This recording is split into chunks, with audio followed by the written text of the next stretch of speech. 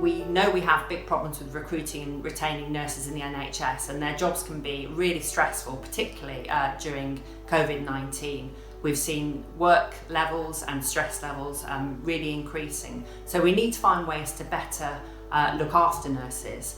We found that 3 of the programmes that we evaluated showed that they had great promise in helping staff feel supported. They are creating learning environments for compassionate care, CLEC for short, Schwartz rounds and older people's shoes.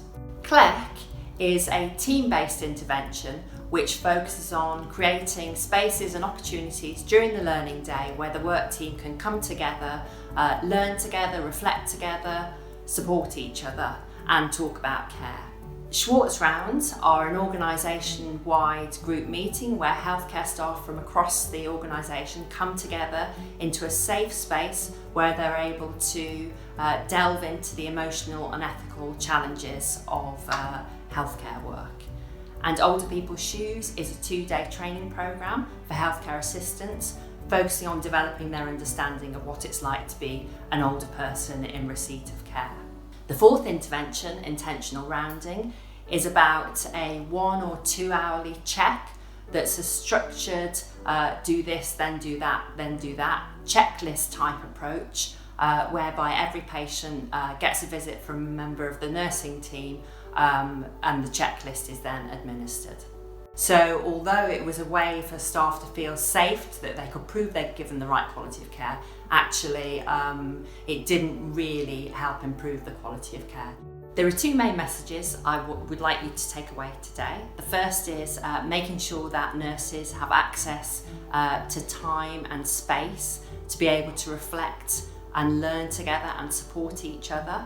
And for that, we need to look at the way that nursing work is organised, and we need to look at staffing levels and team membership and keeping that as stable as possible. And also to be able to access programmes like CLEC and Schwartz Rounds and Older People's Shoes. Those are really important ways of nurses being able to access the time and space that they need.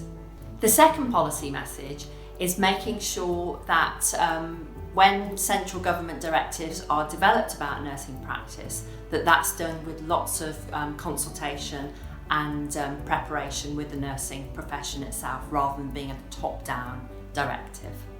This is what I'd like you to do.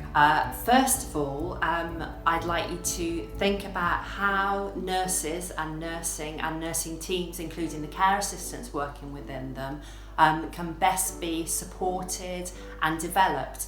Even during a pandemic, actually we need to be paying attention to these features of the workforce, how we can properly support the workforce, because it makes a difference to recruitment and retention, and it makes a difference to the quality of care.